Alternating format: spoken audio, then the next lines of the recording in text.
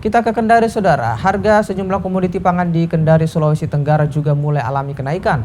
Harga cabai, ayam potong mulai naik sejak beberapa hari terakhir. Harga cabai di Pasar Basah Mandonga, Kota Kendari, Sulawesi Tenggara kini mulai merangkak naik. Cabai yang dulunya dijual Rp30.000 kini menembus angka Rp45.000 per kilogramnya.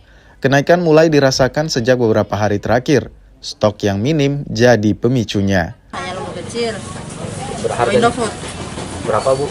45 1 kilo. 1 kilo, Bu. Ini sudah berapa hari naik, Bu? Sekitar 5 hari ini. Bu, kenaikan ini diakibatkan apa kira-kira? Kenaikan ini diakibatkan apa kira-kira? Ya karena kurangnya barang. Banyak pengiriman di luar kota. Tak hanya cabai, harga ayam potong juga alami kenaikan. Ayam potong kini dijual di kisaran Rp65.000 per ekor atau naik Rp15.000 per ekornya. Tingginya permintaan jelang Ramadan membuat pedagang mulai menaikkan harga. Ini dengar ada kenaikan katanya nih? Iya ada. Mulai sejak kapan nih? 2 hari yang lalu.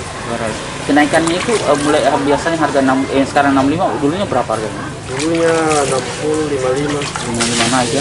Kalau kita dengar itu apa penyebabnya itu kalau ini?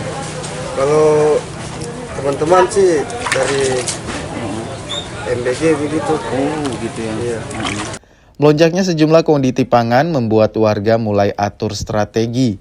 Mereka berupaya memenuhi kebutuhan, namun tetap menjaga agar pengeluaran tak berlebihan. Iya naik menjelang bulan suci Ramadan. Oh, naik, Bu ya. Seperti apanya itu, Bu? Selain lombo, Bu? Iya. Lombo naik, Bu ya. Tadi Ibu berapa beli, Bu? Kalau Apanya? lombo Lombonya gitu? 5.000. Harapan saya jangan terlalu dinaikkan harganya lah. Harapan agar pemerintah turun tangan menstabilkan jadi tumpuan, apalagi tradisi harga naik jelang hari besar keagamaan selalu terjadi setiap tahun. Silvian Sakia, Kompas TV Kendari, Sulawesi Tenggara.